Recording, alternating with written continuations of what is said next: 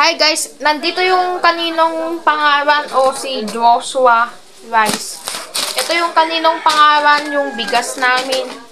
Sa isang buwan, mauubos pag magpapabengke na siya.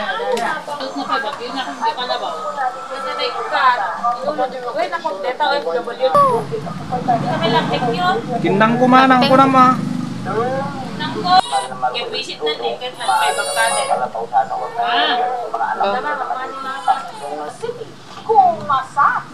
Meron pang Sambuanga. Sakit. Medyo nakakanawa yung ganyan yung tanong ko, hindi maganda. Pero maganda. Oh.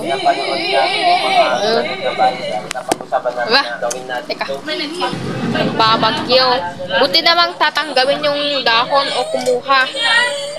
Kumuha siguro ng dahon.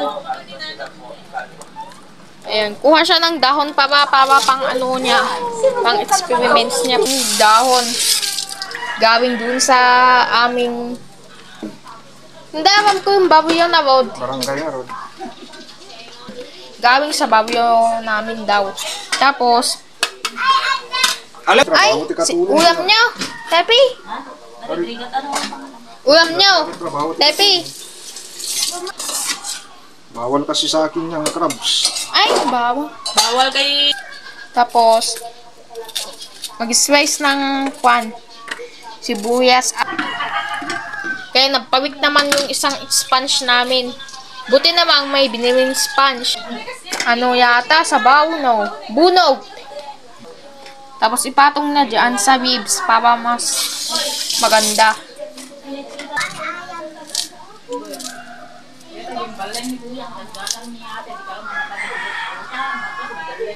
Anak, ni purwak jatep, jay nakakitak jay anti manok. Anti manok.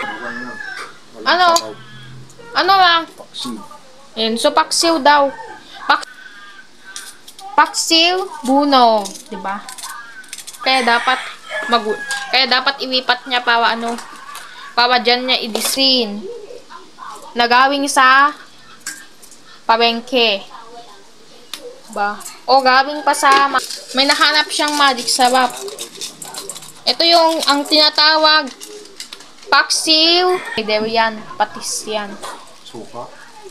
O suka yan, o basta-basta apple cider. Kasi yung apple cider kasi sakit. Ba? Ng Lamunan. ayan, dapat paksiw lang. Kasi ang gusto niya kasi paksiw. Paksiw. Paksiw. At with experiments. Okay, paksiw. Tapos yung apoy. Ayan namin, di. Ayun, nandito.